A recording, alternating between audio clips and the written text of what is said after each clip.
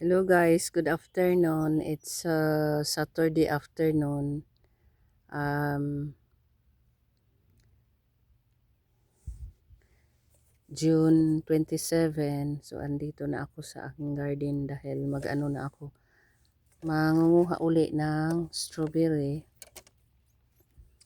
So ayan, binibideo ko muna para update ko sa inyo na marami na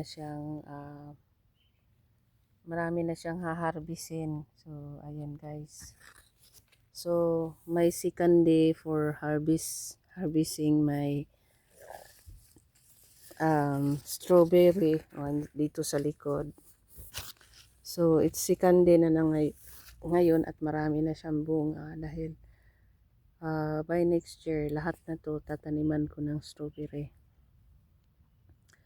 So dito ay strawberry na at doon na naman dito at banda dito sa likod ay strawberry din. So kaya ayan, hindi pa ako tapos.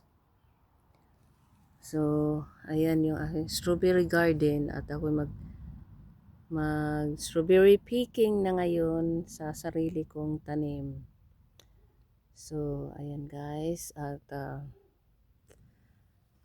hindi pa ako ayan na oh. So ayan oh. So ito na nga pala. So ayan. Ito na. So ngayon ay mag-umpisa na akong mangunguha. So ayan. So ayan.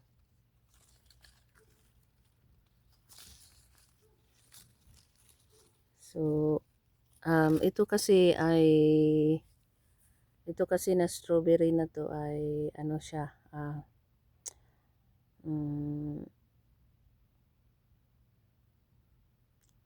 yung wala siyang fertilizer. So si decompose lang yung aking decompose lang ang aking ano dito. Bali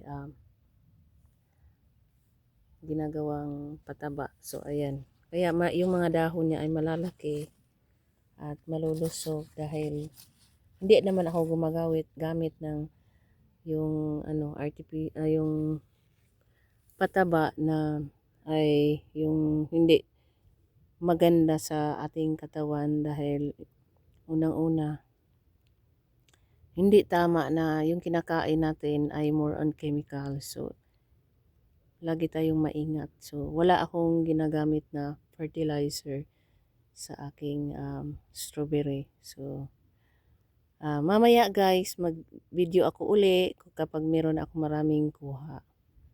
So ayan. Have a good evening sa lahat dahil it's 7:30 na sa gabi. So yun lang at have a good evening sa lahat. So hanggang dito na lang. So bye-bye. God bless.